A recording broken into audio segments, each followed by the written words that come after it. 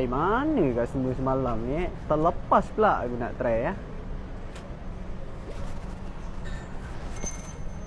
Aish, tak dapat aku nak jumpa dia.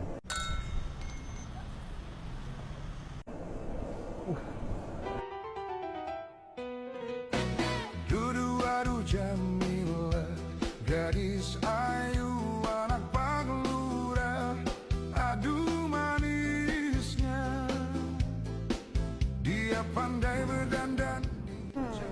Apa yang menarik menu lunch kat Demi Coffee? Apa? Tak, I tanya apa menu lunch menarik dekat Demi Coffee? Oh, menu yang menarik eh? Menu yang menarik bila saya bersama dengan awak. Tak ada lah. Okey, menu yang menarik spaghetti carbonara. Banyak customer akan order spaghetti carbonara lah untuk makan.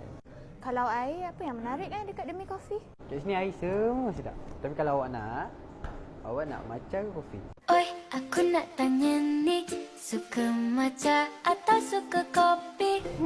Tapi I tak suka kopi lah. Macam mana Oh tak apa, kalau awak tak suka kopi pun tak apa. Saya boleh buat matcha paling romantik untuk awak. Kita bikin romantis, bikin paling romantis.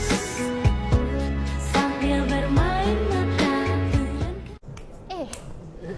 I cakap, I nak order spaghetti carbonara dengan matcha frap. Okey, wait. Sorry Kak. Hai, cantiknya lah Kak ni.